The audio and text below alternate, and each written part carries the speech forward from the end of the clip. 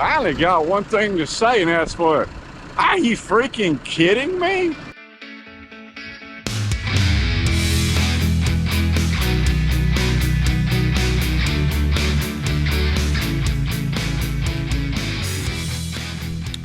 Hey folks, Robert Milton again. Your favorite sawmilling channel, I hope. It's not quite a new year. I hope y'all had a Merry Christmas. I did. We shut things down for a while. It is cold out here for us southern boys. It's in the mid-30s. This is going to be a little bit of a follow-up to my concrete pad, simply because I haven't been doing any sawing this week. So, other than knocking down trees, doing a little deer hunting, just having fun, Christmas shopping, spending time with the family, the sawmill's been in a third bay and hasn't moved. So, I got to say that the pad has turned out incredible. And I have found another major problem with pouring a concrete slab for a sawmill, especially if you over-engineer it. It's too pretty to put a sawmill on. Look at this thing. I mean, seriously, it looks like a dance floor, and I can't dance. It cured up for a week. I've got 2 coats of sealer on it. This thing is the definition of slick and glossy and easy to clean. And shouldn't have made it look so good. That's something else, isn't it? I mean, look at that. We're gonna move the sawmill in on it today. I have been doing quite a bit of other renovation work that unfortunately I did not film, simply because, I don't know, I needed a break. And if you will remember, there used to be a big tree right there.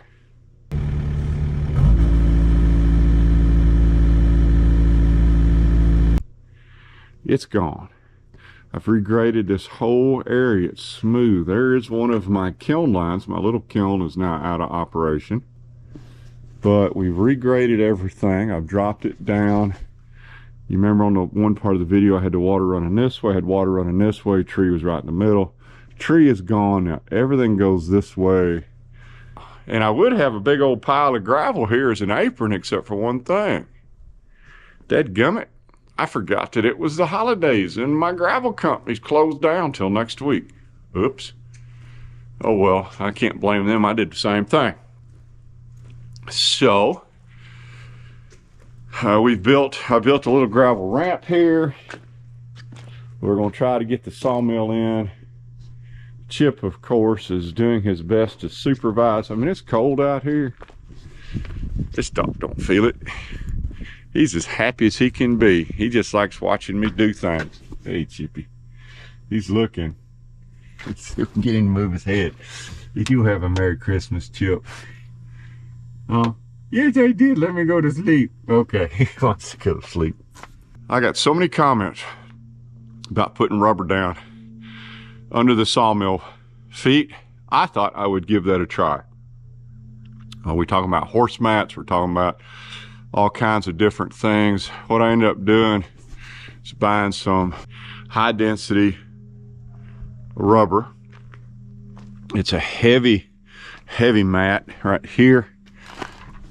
I mean, this thing's heavy and it's pretty thin. High density foam though. I'm hoping that it will grip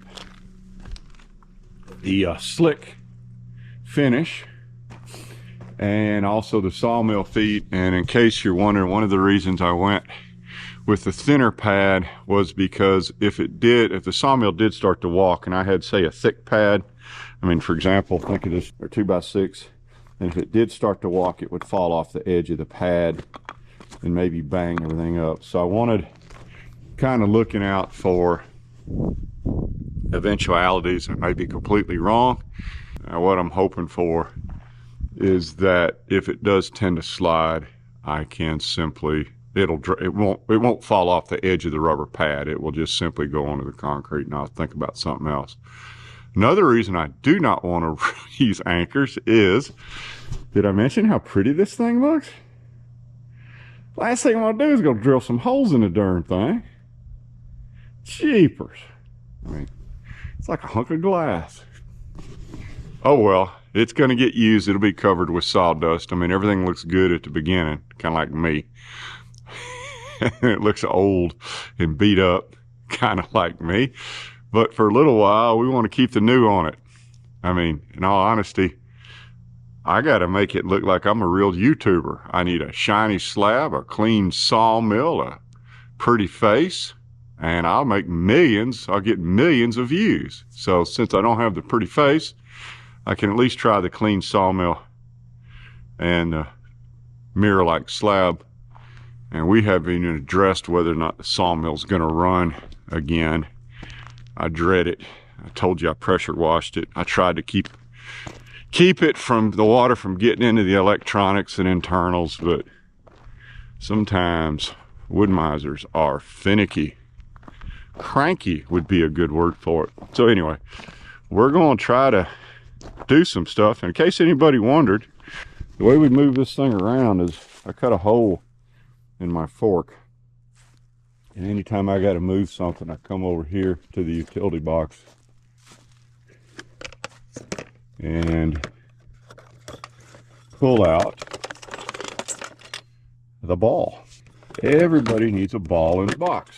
In order for me to get this thing, all I got to do is stick it in there, put a nut under it, and let's go get the... I hope this works out without turning into a big cluster.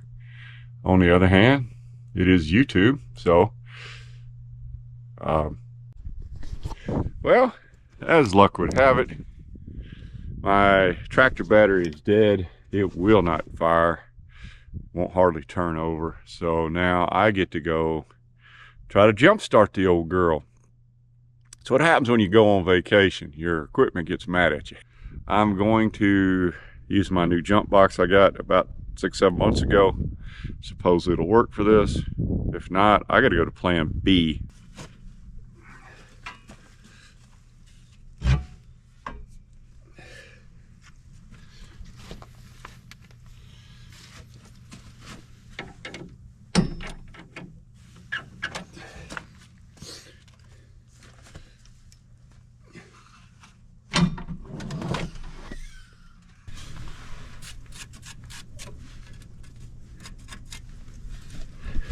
Yeah, I need to clean that. So this is literally the first time I've tried to use this thing. Lights on green, indicates it's fully charged. Let's hope it works.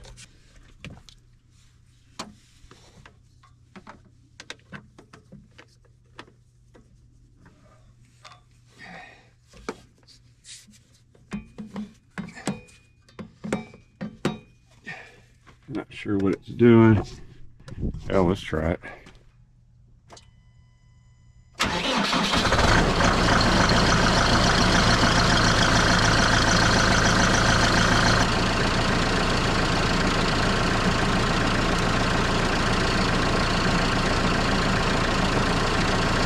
I only got one thing to say, and that's what.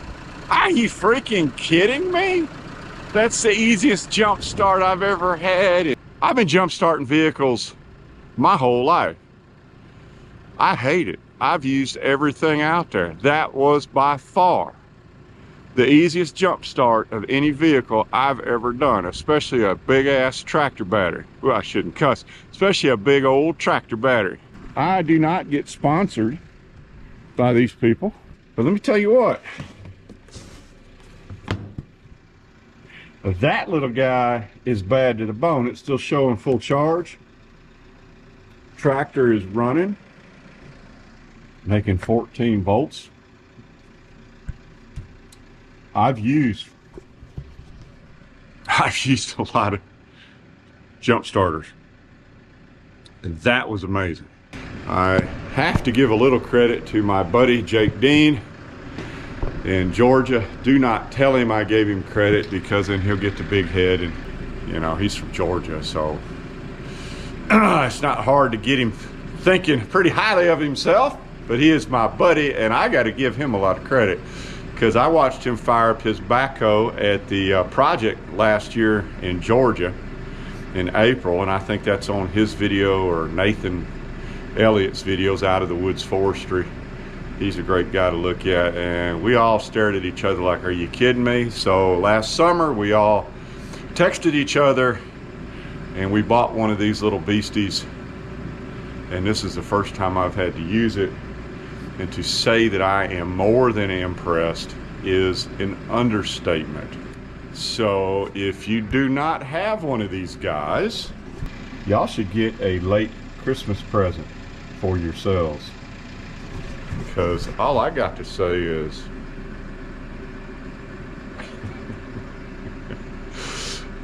yeah. So anyway, I'm impressed. I get back to work. Hey Jake, thanks. See ya. Don't get the big head. See ya. All right, here we go. We got her hooked up and out of the bay. Thanks for visiting our sawmill. Click on the links above to see more of our videos.